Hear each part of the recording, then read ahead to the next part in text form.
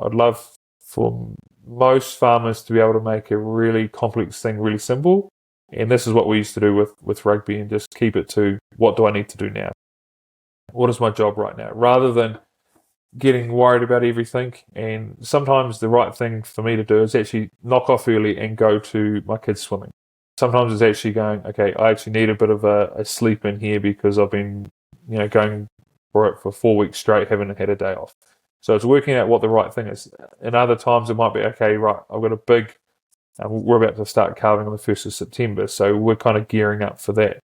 So it's working out what the most important thing is and then going to do it, because we all know on a farm there's a list, and that list is forever long and it never seems to get shorter or smaller. That list is always there. So it's working out what the priority, put that at the top, and normally if you do that first one at the top, it might even knock a couple of those other ones out as it goes.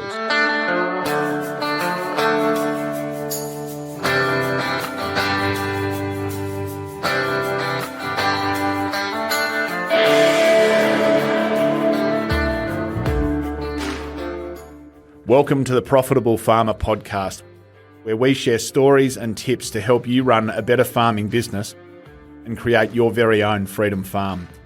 If you're looking to work smarter and not harder in your farm business, welcome. You're in the right place. G'day everyone, I hope this finds you well. In this episode, I am privileged and delighted to introduce Sam Whitelock to you. Now, for you Aussie rules and other non-rugby playing folk, Sam Whitelock is New Zealand's most capped rugby union player, achieving some 153 tests for the All Blacks since his debut in 2010. Just some other stats. He's played in 4 World Cups, winning 2 World Cups in 2011 and 2015. He captained the All Blacks 18 times. He has achieved over 180 appearances for the Crusaders, the Super Rugby competition's most successful franchise, winning 7 rugby titles with them: 2017, 2018, 2019, 2020, 2021, 2022 and 2023. The All Blacks have been, in recent history, the single greatest sporting team of any code of all time. And just to connect with him and get an insight as to what makes that culture, that company special, and how he has learned to do leadership from that, and then how he farms with that history. It's a compelling conversation. And just to introduce Sam to you further, he farms with his family near Hawke's Bay in New Zealand, having grown up on a dairy farm in Manawatu in New Zealand. More recently, Sam has been Farm Strong's founder over the last 8 years, promoting this program's key messages and calls to action. Farm Strong is an amazing educational program that is trying to drive well-being and resilience for farming families across New Zealand and Scotland. And it gives me great pleasure to talk with Sam about that and introduce Farm Strong to Australian farmers and our listeners who might not have heard it before. But they provide free, practical mental health and physical and personal well-being tips and strategies for farming families and people in rural communities. Great to connect with you, Sam. Thank you so much for your time. And I hope that this conversation just does your extensive and elite sporting and professional career a little bit of justice.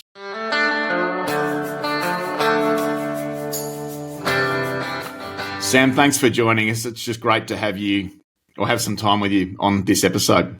No, thanks for having me on. It's always nice to have a yarn with someone across the ditch and talk a bit of farming. Perfect, Sam. So we've just come off the back of the British and Irish Lions tour. It was a pretty well-fought contest. Did you watch it, and what was your take on the series? Yeah, I watched most of the Super Rugby games and definitely watched most of the Test matches. I have to admit, I fell asleep during one, but that wasn't because of the quality of the game. It was more the fact I was tired from feeding out early in the morning. But really love to see two teams going at it, and it's always a pretty cool thing. I had the privilege to play against the Lions. The support they bring their media, they bring everything, and it actually just unifies the home nation. So I know for us, it really brought Kiwi fans together, and you could see it doing the same over there with you guys. Where does it fit, an Irish Lions tour compared to a World Cup? People talk about this, but where do you place it in terms of career highlights for you? Yeah, so we drew the series, which still kind of guts me now. I think if you said to all the players straight after the final whistle, so we won the first one, they won the next one, and we drew the last Test match, I think the players would happily let everyone leave, all the fans, and just carried on and worked out who actually was the better side. But for whatever reason, we ended up with a draw. So there's a photo of both captains holding up a trophy each, or handle each. It was awesome, mate. A cool experience, totally different to a World Cup. And the reason it's so different is you can have an unbelievable career for 10 years and still not play the Lions. So that's why it is so different. And for myself, I would have been about 16, 17, and the Lions toured then. And I knew that I wasn't quite old enough before they got there. I was like, okay, there's no way I'm going to be playing as a 17, 18-year-old. But if all went well, hey, there might be an opportunity in 12 years' time if I had an unbelievable career. I never thought I'd even go close to it, but it was pretty cool 12 years later to know, hey, they're coming, and just the atmosphere of, different touring, an old school tour of a team coming to a country and being here for more than 2 or 3 games. Sam, I've often wondered this. I hope you don't mind me asking, but as a novice rugby enthusiast, we enjoy watching footy. When you watch a game like that, are there any one or two real subtleties that you kind of look for to see how it is that one team's getting the better of the other? What are the subtle things that you look for when you watch a game? Yeah, I can't watch a game of rugby for enjoyment, and that doesn't matter if it's my son's under-9 team here at Taradale, whether it's a Lions Test or a World Cup or whatever. I can't actually watch it for the enjoyment side because I'm always analysing it. I'm always looking for something. So whether it's the line, okay, where did he call last time? Where would he call next? What would I do to put pressure on him? If I was calling, what would I do? And I think that's a cool thing with technology now. You can pause a game and you're like, okay, what would I do? I'd do this, press play, and oh, they did the other thing. And it's really nice to kind of get the feel of the game that way. And I know for myself that was something I really enjoyed while I was playing, is the decision-making process of what am I going to do and why? Is this a decision that's going to win you the game, or is it going to cost you the game? Do you play it safe? Do you chance your arm? And I think that's the cool thing about sport. And it doesn't matter if it's rugby league, AFL, cricket. There's always decisions that you're going to make constantly, and it's quite cool seeing what people do under pressure. And normally little traits come out when they are under pressure. So the other things that I love looking at. Sam, I'd get in trouble from my mates if I didn't ask you this. What was your thought on the jackal at the end of the second test? I didn't see it live, but I obviously saw everything that happened after. It's kind of a hard one. Like, I think if you were in the moment, it'd be either one or the other way. Like, it's almost a flick of a coin. And I can see the argument for and I can see the argument against. And it just shows how tight test matches are. And it's one decision. It could be the winning or losing of a game. And like, I played in World Cups and things, and some games have been won by one little effort or one moment. Everyone kind of gets caught up in that, but I always like looking back before and go, okay, were there another 3 or 4 opportunities that led to that moment? And there definitely were. There were things that both sides could have done to make sure it wasn't a 1 or 2 point game. And for me, I kind of look at it differently rather than looking at the one moment, because yes, that moment is critical, but there's 3 or 4 opportunities beforehand. If the skill level was executed potentially the way it could have been, we're not even talking about that moment. So it's a hard one, and I do think refereeing is one of the hardest things to do in any sport, or umpiring. And I think there's so many eyes looking at it, and the way the world is now with social media and slowing down with technology and looking at frame by frame, it is so different compared to looking at it in the moment. But yeah, it's one of those ones we can't change it now. It's all in the record books. Yep, totally. Thank you, Sam. What's your connection to farming and agriculture, and would you mind just sharing a bit about your background? Yeah, so for me to talk about farming and agriculture, I pretty much have to talk about my family. So I'm one of 4 boys. We grew up on a dairy farm in the Manawatu, and we loved every moment of it. We didn't really want to leave the farm, and Mum and Dad didn't take us out too often because there's only 5 years between all 4 of us. So Mum tells a few different stories. There was like a trail of destruction from the house down the road and back, and it was normally because there was four little boys. We'd take the bikes, and then the youngest one was in the pram, and then all of a sudden we get tired, so the bike would get thrown on the road, and then all of a sudden just there'd be this trail, and Mum and Dad pretty much knew where to find us because there was just this this kind of a path of where we'd been. And sometimes we were a little bit naughty. We used to push out all the bales in the hay shed because we were trying to catch possums and things like that. So we had this awesome upbringing. So for us, farming was always part of the family. We're farming, my oldest brother's farming, but I think all my uncles and aunties are farming. Both sets of grandparents were farmers. So farming's always been a part of it, and the flow-on effect from that was Christmas Day kind of didn't really happen till the cows were milked. So it was always kind of part of it, and that's probably who we are. So we don't like sitting around the beach too much, and we probably get bored pretty quickly. We just love getting involved and doing something within a team environment, and farming is definitely a way to achieve that. Do you think it shaped you and your brothers in any specific way that sort of set you up for the success that you've achieved?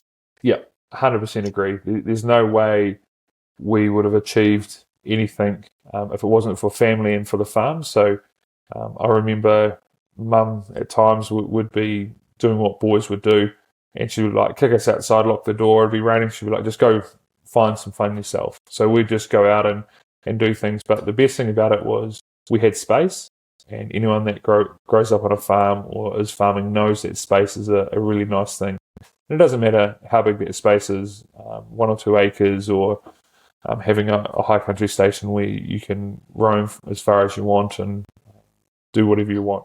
So for us, that was a key element. But the cool thing was we'd always work together. So we were always told if someone's going to get in trouble, we're all going to get in trouble. So if my older brother was doing something he shouldn't have been, we either tell him not to do it or we do it with him, and we take the consequences together.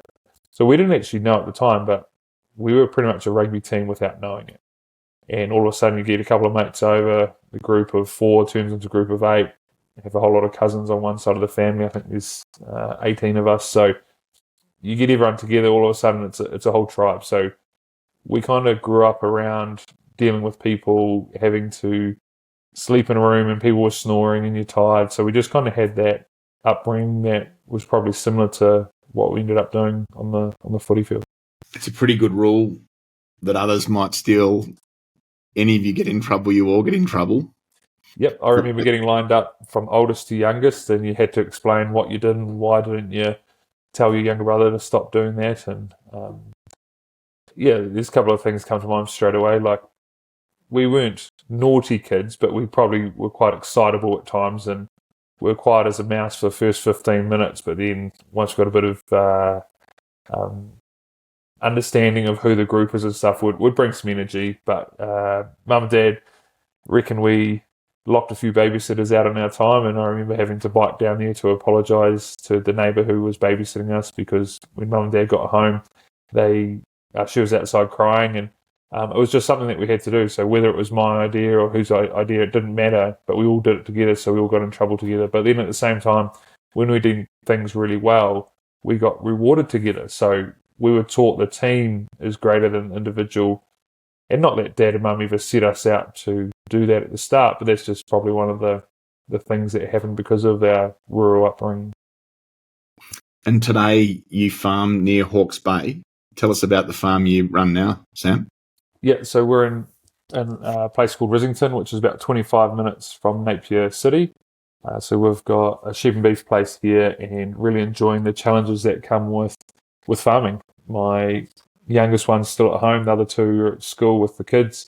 The youngest one ran in before, so we had to start again. But that's just all part of growing up on a farm and having family around. And I'm definitely enjoying the challenges of getting the balance right between the farm and getting the kids to school and all those things. But I think that's what most people deal with every day, and that's something that I never really had to deal with as a rugby player. So it's been quite a full circle for myself, going from leaving school, playing rugby, to now going back to what the family's always done, being farming.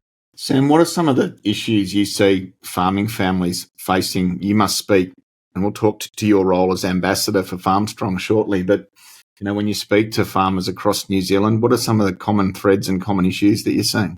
There's heaps of things there, and don't get me wrong, I'm still so new to farming because I spent 15, 16, 17 odd years chasing around a rugby ball, and you're judged on 80 minutes of a game. Versus farming, you're judged on the whole year's performance. Our farm has the main road going all the way through the middle of it, so people can sit on their car and see what we're doing, and they've pugged that paddock, or those stock are not looking as good. So we kind of have that judgment all the time, where that's something that's different to what you face as a rugby player. But I think that's a cool thing, having that judgment. And I know a lot of farmers feel that pressure because they feel like they have to get it right all the time. And some of the skills we learnt with rugby, I'm definitely taking from my rugby career into farming. It's just worrying about what is it now. I don't need to worry about what we're doing in 3 months' time, what the weather's going to do. Yes, I need to be aware that if it goes dry, we've got to make sure we've got the right stock on board, having feed up our sleeve, etc. But it's actually just breaking things down into a pretty simple process and going from there. So that's probably the main one that I hear from people is worrying about things that haven't quite happened yet, and weather is the key one. It doesn't matter where you are farming, everyone talks about it. I know now, while we were little, Dad used to be pretty stern on everyone who was quiet during sport and during the weather, because if you missed that weather forecast, it was a pretty tough day the next day. Mate, we talk a lot about, often we think that our outcome or our success is outside of our control in agriculture, but there's only really one or two things that we can't control. There's so many things that we can. Would you agree? Yep, and I think with that too, you used to get asked around, what can you control on a rugby field? You can't control the referee, but you can influence them. The way you talk, your body language, your tone, the way you conduct yourself, that is a direct lead into that person's mindset. I know you can't do that with the weather, but at the same time, you can be prepared and going, okay, where's the first lever I'd pull and make the decision early. So then if it is getting dry or it's really wet, what am I going to do? Rather than going, we'll just chuck a head in the sand and hope for the best. So it's getting a plan in place. And sometimes you have the plan there and you don't need to actually action it. And look, we're still new to it. So we're dealing with these things the same as everyone else. And I think that's the same with any type of farming, whether you're growing fruit, whether you're, sheep and beef, dairy, whether you've got some arable land. You've got to just keep adapting and thinking on your feet when you need to and make those decisions and commit to it fully. One of the things we also talk about, Sam, I'd love your comment, is that I think so many of us in farming think that we're technicians to a degree, but we run multi-million-dollar businesses often, and we're responsible for huge assets, and they're really complex businesses. We sort of like to challenge our clients that it's actually a really significant leadership piece, and you're actually the CEO of an established and really important and significant company. And there's a mindset shift between being a technician and being a CEO or a leader. When you come at farming, given your leadership career, do you look at how you go about it through a technical lens, or do you see it as a leadership challenge? There's some things that relate directly from rugby to farming and some from farming to rugby. So some of the things that I did growing up is because I'd seen my parents do it, I'd seen the neighbours do it. So I pretty much just copied that principle and put it into the rugby world. And it's the same now, being on the other side, finishing my career, going, okay, what did I learn through rugby and how can I implement that through the farm? totally different our farm. So we have one full-time staff member at the moment, and normally another general that's there, 3 to 4 days a week. So dealing with three people in the workforce as such, or the labour units, and one of them being myself, it's totally different to dealing with a rugby team of 70 plus people. By the time you have players, management, support staff, etc., etc. So dealing with 70 people is probably easier at times. Dealing with 2 to 3 sometimes harder, but then communication can be so easy if it's just two people. It's easy to get on the phone, have a conversation, or see that person and just have a yarn. So there's some things there that definitely cross over, and I think if you only think you're learning on the job, not learning at home, not learning while you're playing sport, there's so many things that you'll pick up from different people. And I think that's the cool thing about technology now.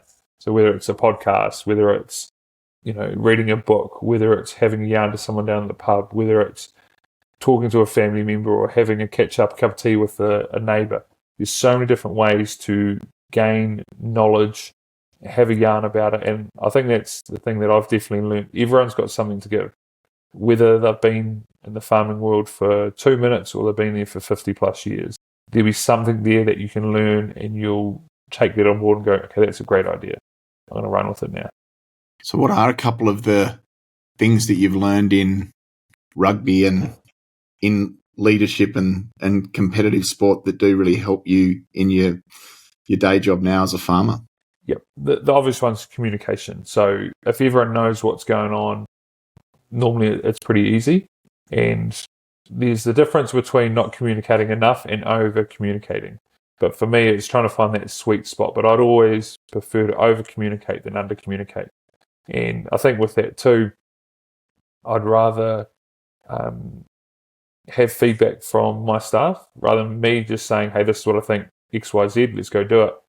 I'll say, look, this is what I'm thinking, X, Y, Z, right, pick holes in it now. And they say, oh, have you thought about this or that or whatever, or we've had an issue with that in the past. So it's actually justifying your decision. And if you can't turn around and say, hey, this is why, I'd challenge your decision-making process for a start. So why have you said, hey, we're going to do this? Why we're going to put all this land into crop versus over here? If you can't turn around and say this is why, you can't justify your decision, that's a good place to start and go, okay, right, we need to have a look at it. And it's the same with traditions. And rugby teams go, oh, this is the way we've always done it. If you can't justify it, maybe it's time to change it and have a look and say, hey, can we do it in a better way? Thank you. Beyond managing people, how you face what's coming at you in agriculture and how you make decisions. Is there a lesson from rugby that helps you, how you think about the decisions that are in front of you and how you be present and be decisive in agriculture? Yep. So something we did in rugby, and this is a direct crossover. So we used to do a thing called what ifs, and most teams will do them to a certain degree. So what happens if we're down by 14 points 10 minutes into the game? Okay, what are you going to do? What are you going to say as a leader? How are you going to respond with your body language? What's the next thing to go to? So that's one example. Another example, okay, the bus breaks down on the way to the game. And instead of having an hour to warm up, you might have 30 minutes to warm up. So what is your priority? What are you going to do? It's the same in the farming sense. Okay, so what happens if we get really wet in the next 2 weeks because we're in winter? What are we going to do? How are we going to make sure we don't wreck every paddock? How are we going to mitigate the risk of that? And it's just throwing ideas around. And it doesn't actually matter what the what if is. It's actually getting used to the system of going, okay, right, what do I need to do here? Is actually buy a little bit of time. Do I have 5 to 10 minutes to make a decision, or do I have to make that decision right now? Normally, there's always a little bit of time there, and I always find time is a nice thing because it gives you a chance to stop, think, and work out what the solution is. And I think that's where communication comes in as well. Give me the solution, don't give me the problem. So on the rugby field, if the opposition are bringing real good line speed and it's putting our skills under pressure, don't tell me they're bringing good line speed because we don't have time to deal with the problem and then get to the solution. Just give us the solution. And 9 times out of 10, it's the right one. You go straight to the solution and it definitely makes things quicker. And then all of a sudden you're being direct. There's no going around in circles, or that's limited. And we're going, right, this is what we're doing. This is how we're going to do it. And we're going from there. And yet again, rugby's different because it's an 80-minute performance. You can have a terrible week and win the game, and everyone goes, hey, what an awesome week. But you can have the inverse of that too. You can have the most unbelievable week. Everyone trains like superstars, and all of a sudden you play really well and still lose. So it's just working out what and how a good, successful week looks like, and what does the outcome look like. It's the same with farming. Sometimes, and this is what I've found, sometimes you feel like you're chasing your tail, but then all of a sudden 2 weeks later, all that chasing your tail has allowed you to excel in 3 weeks' time. And then all of a sudden you're going, hey, I can see we're actually getting ahead here. We've done a really good thing. But in the moment, it can be really, really hard being like, okay, feels like we're not getting anything achieved here and we're just treading water to a point.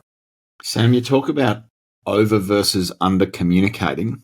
How do you know when you're not getting that right? And on the rugby field and at half time, I'd imagine brevity is a real skill in leadership. Have you learned to kind of be accurate in your communication and be brief and get the message across concisely?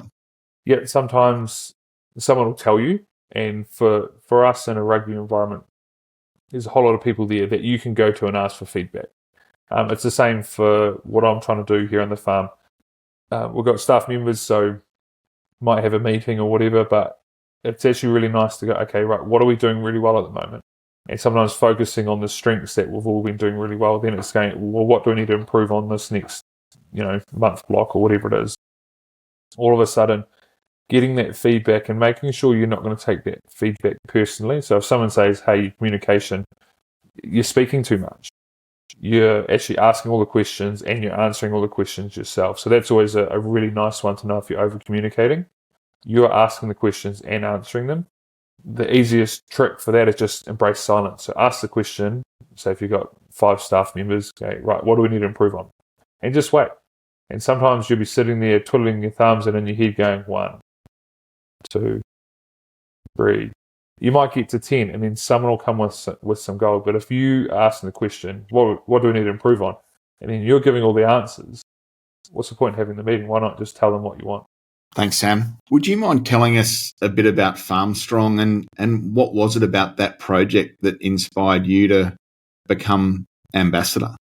Yeah, so FarmStrong has just celebrated its 10th birthday, and it's a pretty amazing thing, a pretty awesome program. So the nuts and bolts of it is pretty much live well, farm well. It's a wellness program that's designed for rural people in the rural sector to look after themselves, which in turn looks after their farm and their stock, etc.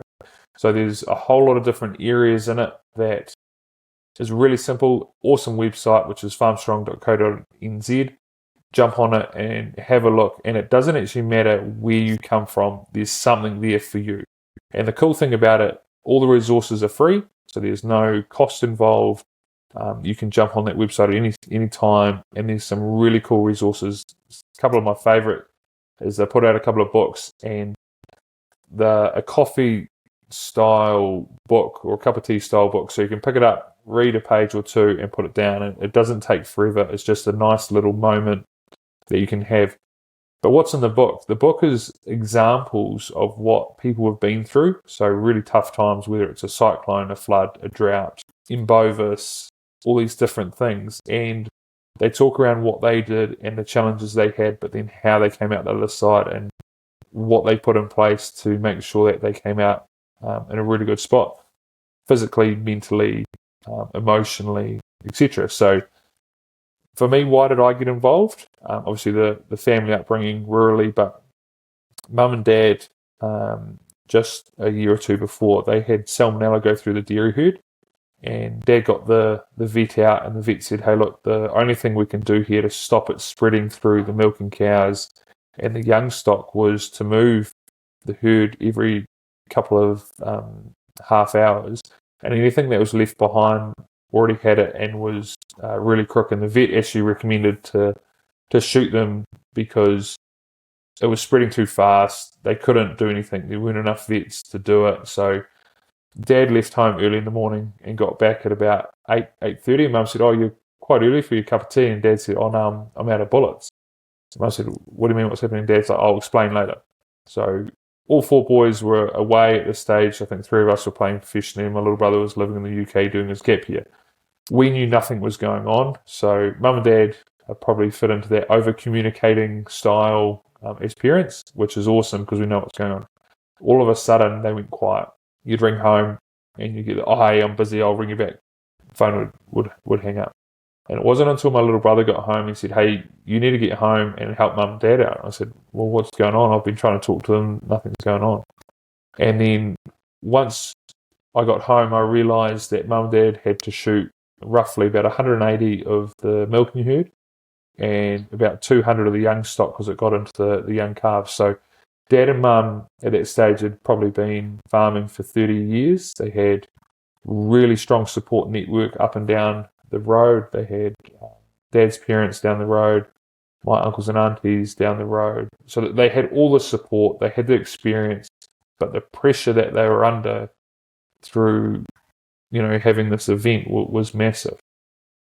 So for me, what really made me want to be part of Farm Strong was seeing the pressure mum and dad had been under, and everyone's parents are their heroes, especially in the rural world. So seeing that pressure and knowing that they had the support. So I thought, what happens if they were year 2 into farming? What would have happened? We don't know. It's the same thing. So I thought, well, Farm Strong pretty much grabs hold of some of those events and puts support around people before these events. So if it does happen, they can actually come out the other side stronger. So for me, that was a really key moment in my life and what I saw with my parents. So that's why I definitely wanted to jump on and get involved. The cool thing for myself, I've had people come up to me and shake my hand in the street. Their eyes are full with tears, and they've shaken my hand and said, thank you. And they've turned and walked. So they don't want to talk about whatever's happened in their life in the rural world, but you can see what we're doing as Farm Strong is making a massive difference. And I know there's a lot of principles that I use day to day, and a lot of them people doing, and it's making a big difference in the rural sector. It's keeping people more connected. It's keeping people in a better space physically and mentally, and it's only a good thing for our sector.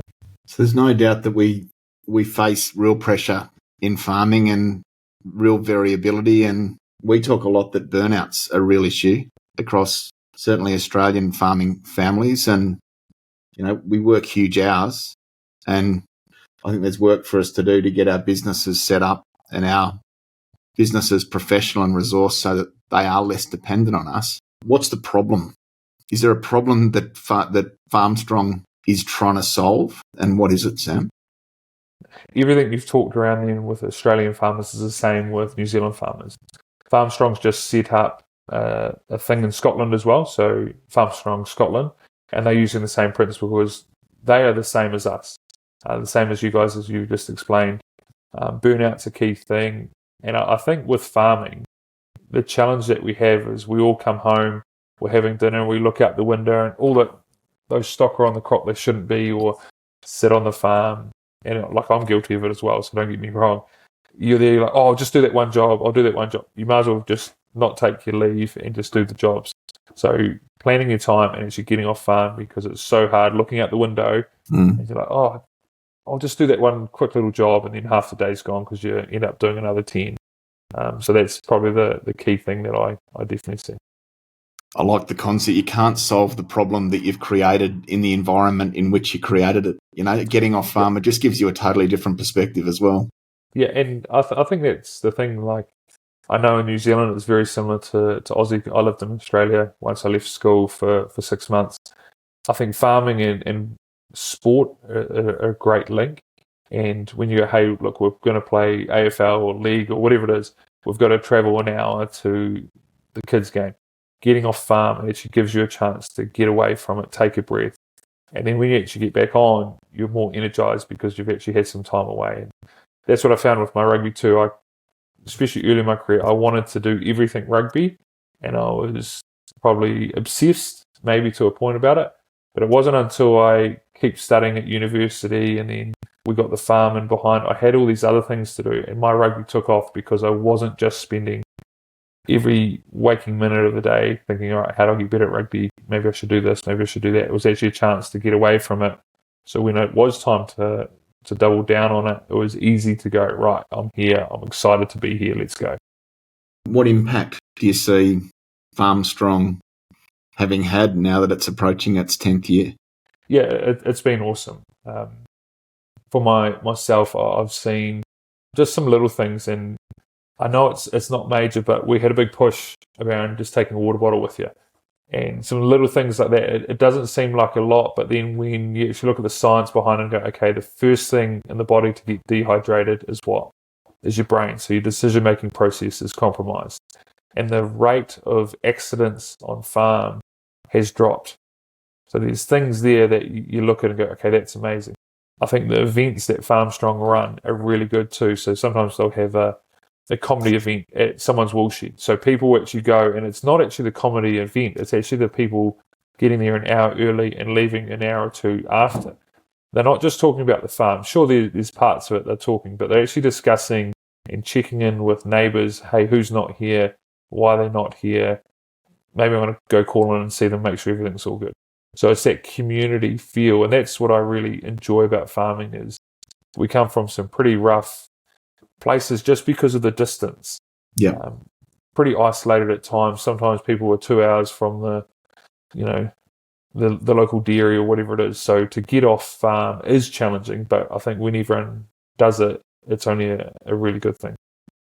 I'm on the board of Active Farmers over here, which is a charity supporting personal trainers to run fitness sessions in remote and local communities. And we talk about how when you finish playing sport in your late 20s, early 30s, how often nothing replaces it. And so these fitness sessions across the 50 or 60 communities that we are in are just replacing sport for so many people. And it's not so much about the fitness, though that's key, but the connection and those social interactions that you talk about are just so important.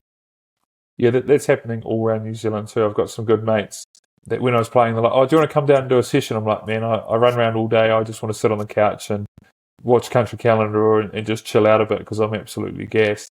But now I'm seeing the real benefit and why they enjoyed it so much, because Tuesday night was his night. You go out, they do a workout for half an hour, but it's actually the hour after for a barbecue and actually just that social connection, because it can be very isolating farming. It can feel like it's you against the world because some people don't see anyone all day, every day, and this is their chance for them to connect and feel human to a point. So if we've got people listening that have isolated themselves, that might not be exercising, they might not be eating well or being social or getting off farm, like what are some of the go-to tips that you've got from Farm Strong that you'd offer up? Yeah, one thing that I've been tempted to do, and I know most Australians will be too far away from the beach to do this, but there's one cool thing that they've definitely got it behind, and it's surfing for farmers. So the local companies will get in behind, and they'll actually put up surfboards for people to use. So people are traveling an hour and a half to a surf beach, and it's just all these farmers.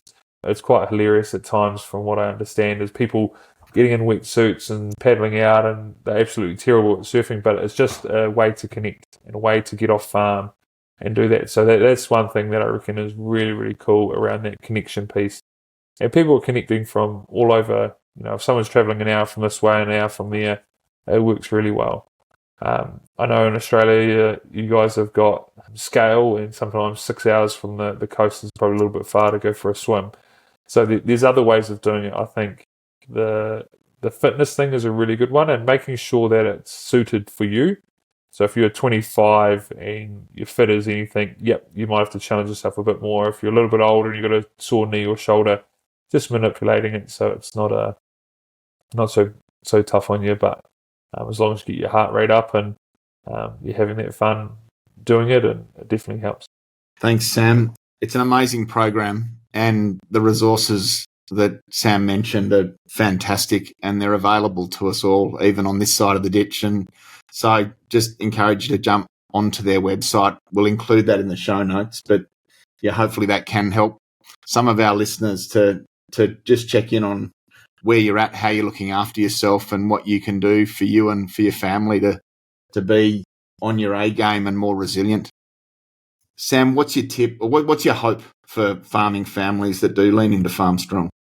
For myself, like I love all types of farming. So whether that's, if you're growing kiwi fruit or whether you're a dairy farmer, sheep and beef, deer, arable, it doesn't matter. Like I enjoy being outside. I enjoy the challenges that come with it. I think if it was easy, a lot more people would do it, but there's so many things and it can be a really complex business. But for myself, I'd love for most farmers to be able to make a really complex thing really simple. And this is what we used to do with rugby, and just keep it to what do I need to do now? What is my job right now? Rather than getting worried about everything. And sometimes the right thing for me to do is actually knock off early and go to my kids swimming.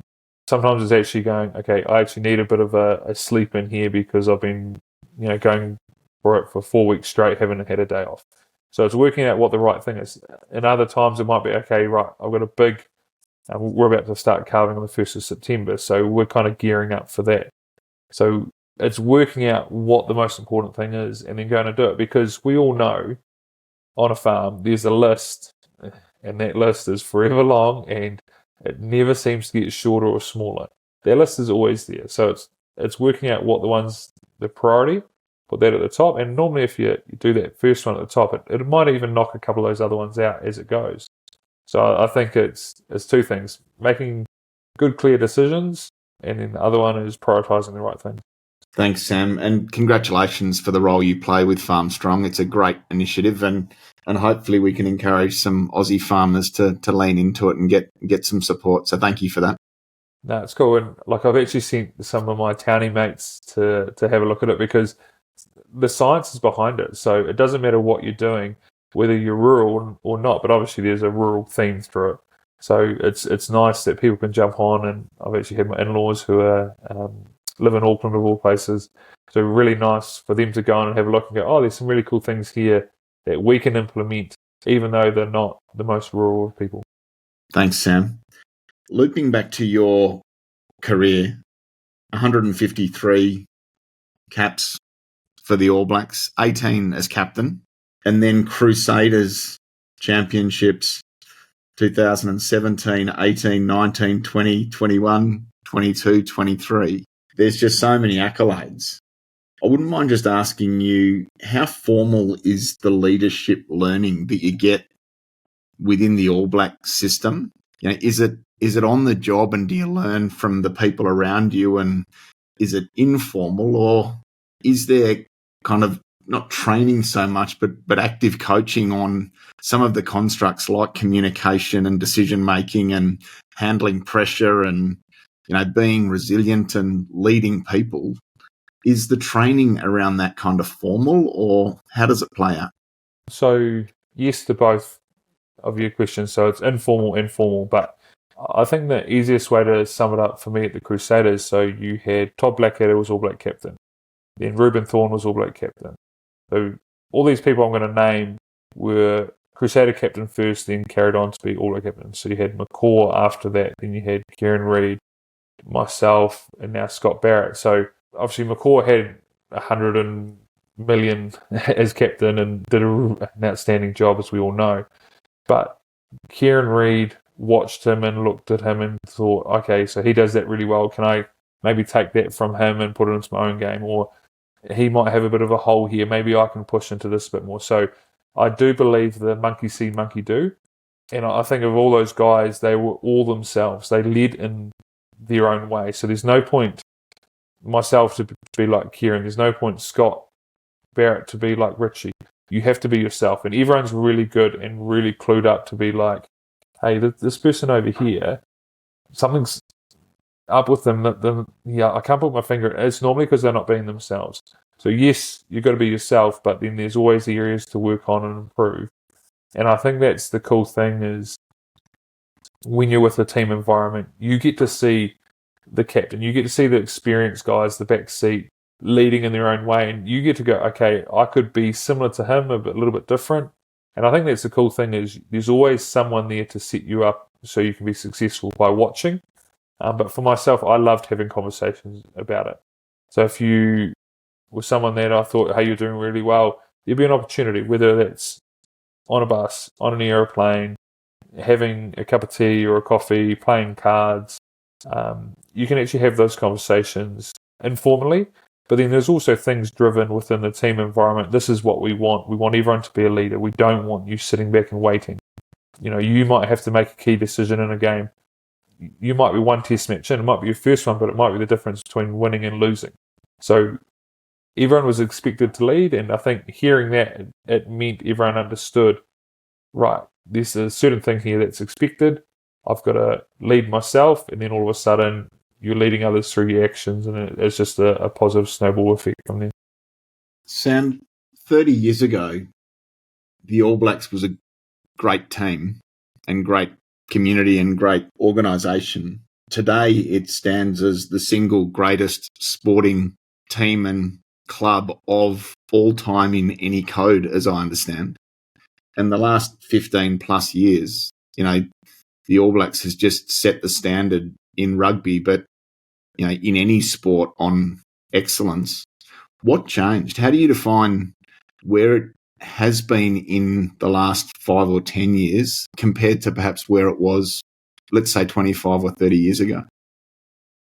I think it's a really hard thing to put your finger on. With that, hearing you ask the question, I keep going back to, it's not 30 years ago, it's not 40 years ago. The All Black history goes a lot longer. So you think around the originals, there was a New Zealand side which was called the Natives that toured in 1886. I think, don't quote me on that date. So there's all these different people that have done some amazing things representing the All Blacks, representing New Zealand, wearing the silver fern on their chest, and not just through rugby, through all sports, through all different types of events. So for me, I look at where we're at the moment, and you've almost got to look back to look forward. And the easiest way to get some of that understanding is listen to stories. Tell stories around what you know. And I know when you look back to 1905, the challenges they had. It took them 3 months to get to Europe, and it was all by boat. So they had to train on the boat. What the current team does now, you travel business class up the front of the plane, outstanding nutrition, all these things. So you go, okay, we're done and dusted in our tour, and it's a 6-week tour. They would only be halfway there. So it's actually looking at those things and hearing what some of those amazing things All Blacks have done in the past, and going, right, I want to leave the jersey or the team in a better spot than it was handed to me. And that was something that I took definitely serious, and hopefully the guys that are playing now still have that same mindset, because that's just the way it happens and the way it evolves. And I think if everyone's there trying to make each other better, then the team and the jersey and the colours should be in a pretty good spot. What do you think it is that makes the All Blacks culture so special? I think you have to do it together. So rugby in general, you can't be a one-man team. So whether you're in the front row and you're the hooker, but you're not working with your prop, both of you are going to have a very hard day at office. You've got to do it together, and because it's physical, you soon work out that you have to do it together. And I think that's the difference between football and basketball and all these other sports. You can have one unbelievable player and still win and not need everyone else. With rugby, you need everyone else.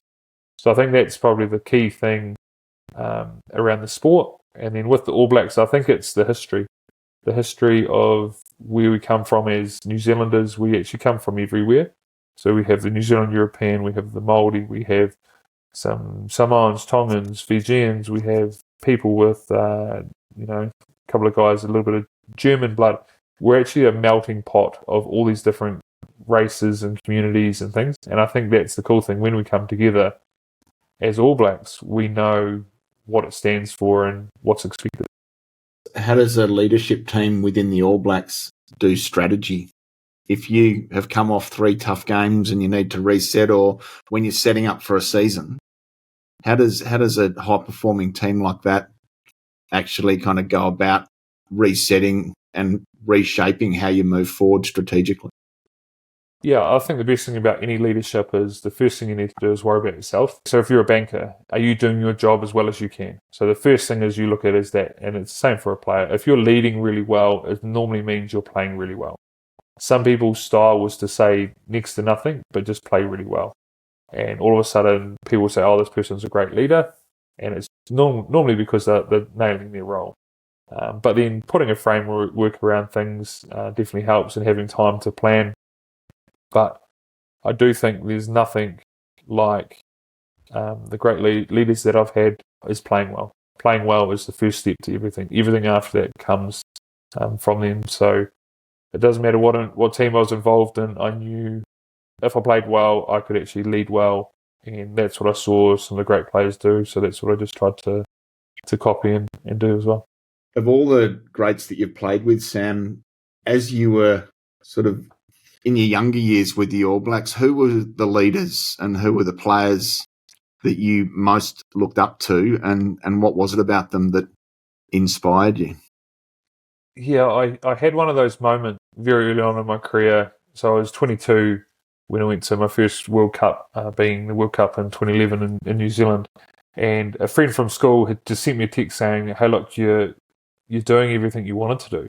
And in the huddle, you kind of look around and you see all these guys that were world leading in what they were doing. They'd had these amazing careers, and it actually kind of stumped me for a bit. I kind of had to just take a little moment and be like, how cool is this? Because playing alongside and with some of the absolute legends of the game. One guy I played heaps of rugby with, especially early on in my career, was Brad Thorne, and I think he'd been a professional athlete as long as I'd been alive. So he was at the end of his career, being 36 or whatever he was, and I was the young kid. But yeah, we played together. We locked the scrum together for a couple of those years. But it was awesome just having ability to see and watch and learn from those guys. And really interesting when you get those guys at the right time. They're just throwing all this information at you. They're trying to set you up to be successful going forward. And that's something that Thorny did massively. I didn't watch a lot of league growing up. I played heaps of basketball instead. So it wasn't probably till after Thorny retired, I was like, I better go have a look at a few of his highlights from league and seeing a few things. Be like, oh, okay, that's quite good. He was on my team versus me playing against him. And he's gone on to have a really successful coaching career. Yeah, so Thorny did some awesome stuff with the Reds. Didn't get to where he wanted to get to with them, but I know he would have changed heaps of people's careers and made a really good thing into a better thing, you know. Had a pretty good time when he was there as head coach. I think that 2011 World Cup, you beat France 8-7. Is that correct? How tough was that game? Yeah, no, it was pretty tough. Had an awesome time. Because I was so young, I didn't know what I'd got myself in for. I didn't know what a World Cup was all about. Yes, I'd heard the senior players say, hey, look, World Cups are different, all those things. But for myself, I was still playing at home, so could actually get away from it to a point. But yeah, pretty awesome to be involved, and playing at World Cups was definitely one of my highlights of my career. And I think the cool thing around it is you don't probably enjoy that moment until later on, and that's something that I'm probably learning now with both farming and rugby. You know, you've got to stop and enjoy those moments. You can't dwell on them too long, but it's always nice to look back and reflect. Is there a personal moment on the footy field across, I think, 4 World Cups and however many premierships in Super Rugby? Is there a moment that, from a playing, a grit or a leadership perspective, that you're personally most proud of? I think my biggest learning moment was actually playing the British and Irish Lions for the Crusaders. I was captain. We had them, we were pretty close in the score. I think they were up 8-3 or something. And we had them on the ropes. Everyone could feel it. The crowd could feel it. We had a scrum 5 out from a penalty. We took the scrum. It was 2 minutes to go. That was, for me, probably the biggest learning moment I had as a leader. I probably let the crowd and the emotion take over versus being a little bit more cold-blooded and being like, right, let's just take the shot. We go in, we're down 8-6 at halftime. We had the scrum, didn't get the job done. Went in, they then took 3 straight after halftime, and the game just kind of got away from us. So for me, that was a really key moment to learn from. And people will probably say, oh, it wasn't your fault, but I probably let the crowd kind of take over a little bit. And I learned from them, look, I've got to be really prepared, understand what the team needs from me and what decisions to make and when. Thanks, Sam. A similar question, but different. Scott Robinson, I think, was a coach for some time, and you've been coached by some of the greatest. Who's a coach that has really sort of helped support you and your development? And what was some of the best sort of advice you've had from them? It's so hard to go on and pick one. I think I had three head coaches with the All Blacks being Graham Henry, Steve Hansen, and Ian Foster. So there's three. But then also was coached by Robbie Deans in Japan, and also coached by Scott Robinson, who's now the current head coach. So there's 5 All Black coaches that I had throughout my career. So just naming all 5 of them, they all had strengths and weaknesses, and they're all different, but all so good in a different way. So hard to go through. And then you look at all the support stuff. So someone like a Mike Cron, Mick Byrne, a Jace Ryan, a Scotty Hansen. So like I could just keep going and just rattle names off. And that's not even looking at the people that set me up to be successful as an amateur. My basketball coach had a massive influence on me, Darren Larson. So he used to always drum into us, hard work beats talent if talent doesn't work hard, which was great for me because I was very uncoordinated and Gumby, and it took me a long time to work out that the floor was flat and I wasn't going to trip over on it and the ball was going to bounce straight back up because I couldn't dribble and things like that.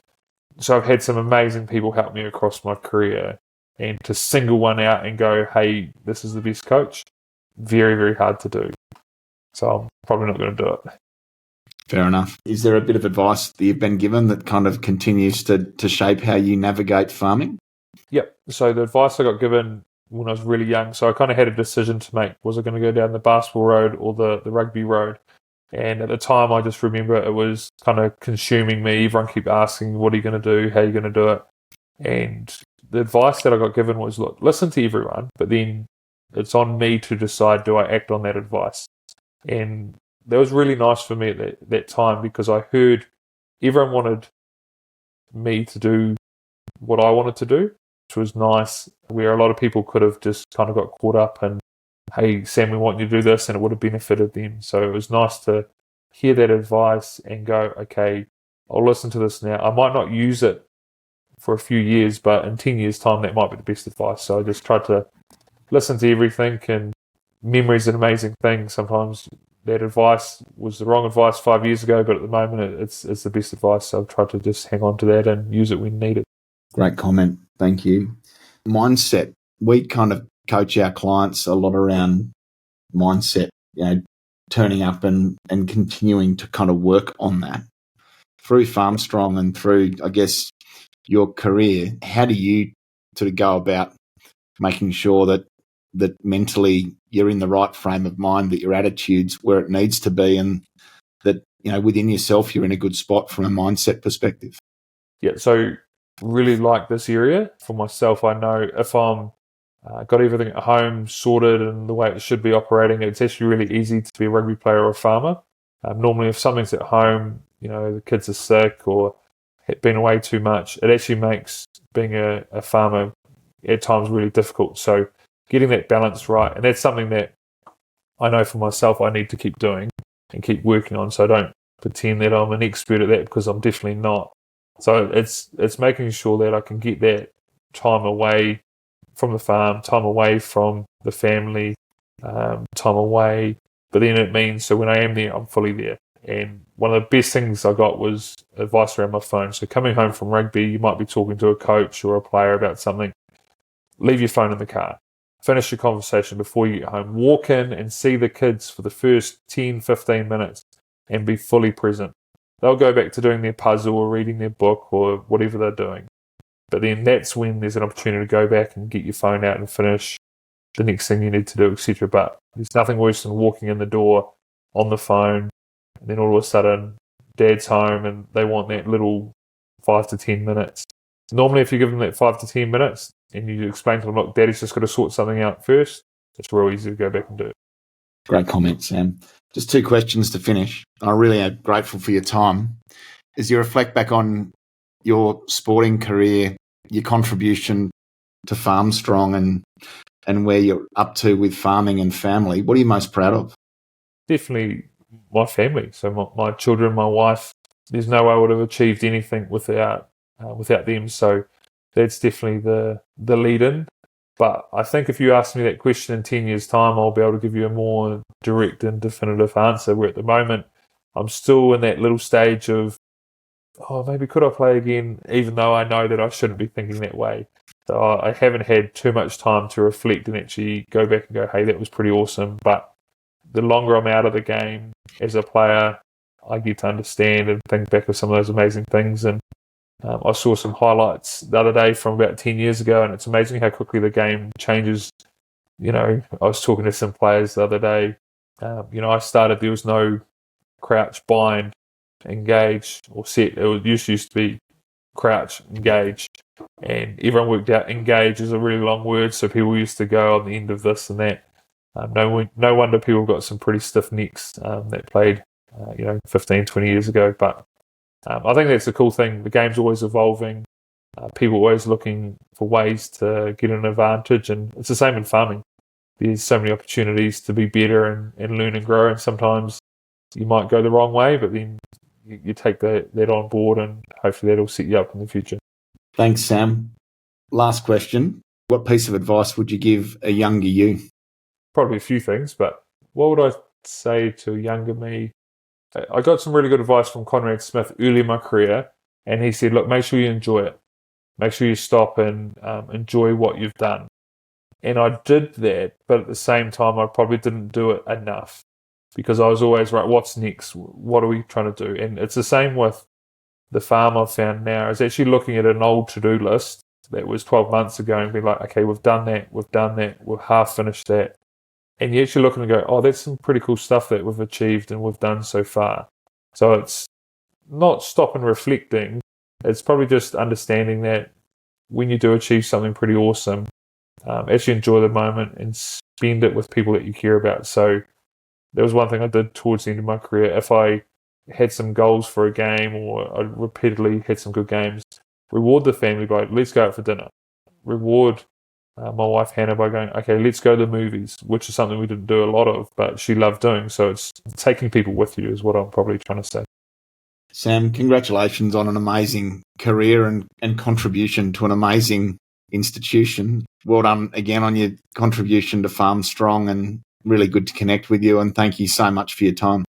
No, all good. Thank you very much for having me, and hopefully everyone out there is listening. And I just, yet again, I encourage you to jump on that Farm Strong website, which is farmstrong.co.nz. Honestly, it's a cool thing. You can find yourself kind of clicking around and get lost in it for a couple of minutes if you let yourself. Perfect. Sam, thanks for your time. Awesome. Hey, thanks very much. And there you have it, folks. A wonderful discussion. Shouldn't be surprised about just the calmness and the composure and the humility that Sam shows, but through his comments, just so many insights on how to be present, how to be calm, how to manage what's in front of us, how to handle pressure, how to lead people and communicate strongly, and some of those leadership and personal and professional tips that he's gleaned being part of one of the single most successful sporting franchises in history. I admire the All Blacks greatly, and to have time with someone as special as Sam Whitelock has been a real privilege. So, Sam, thank you, and I hope you all enjoyed that conversation just as much as I did. Bye for now.